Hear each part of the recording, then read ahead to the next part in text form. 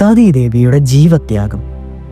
കൈലാസത്തിൽ നിന്നും സതീദേവി ദക്ഷ രാജധാനിയിലേക്ക് പാഞ്ഞു.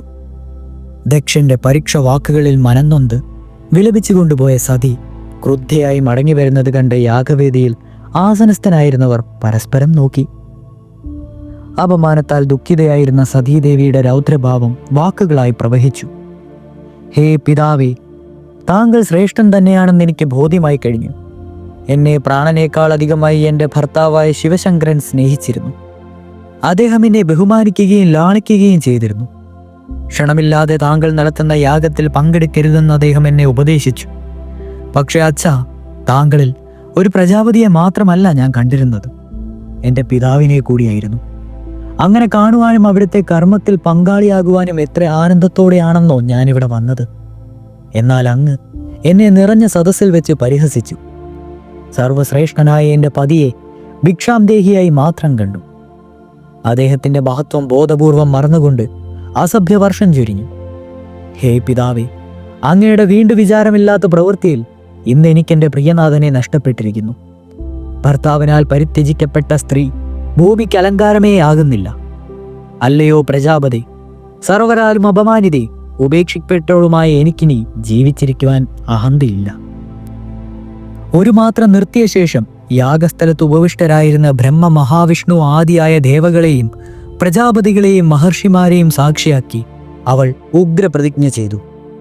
അല്ലയോ ബ്രഹ്മദേവ, ഹേ മഹാവിഷ്ണു, പ്രജാപതികളെ ഭവാന്മാരെ സാക്ഷിയാക്കി ഞാനിതാ പ്രതിജ്ഞ ചെയ്യുന്നു.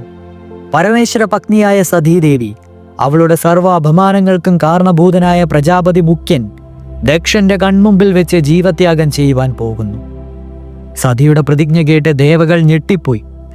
മഹാമായയുടെ അവതാരമെന്ന് പുകൾക്കൊണ്ട സതീദേവി ദേഹത്യാഗം ചെയ്യുകയോ? പരമേശ്വര പത്നിയുടെ മരണം ലോകത്തിൽ എന്താ അനർത്ഥങ്ങളാണ് വരുത്തുക? മഹാവിഷ്ണു സതീദേവിയെ പിന്തിരിപ്പിക്കുവാൻ ശ്രമിച്ചുകൊണ്ട് പറഞ്ഞു, ദേവി, അവിടുന്ന് ഇങ്ങനെ ഉഗ്രപ്രതിജ്ഞകൾ കൈക്കൊള്ളരുതേ. ദക്ഷപ്രജാപതി പരമശിവനെ യാഗത്തിന് ക്ഷണിക്കാത്തത് ന്യായീകരിക്കുവാനാവില്ല. അവിടുത്തെ അഭിമാനത്തിനേറ്റ ക്ഷതവും ഊഹിക്കാനാകുന്നു.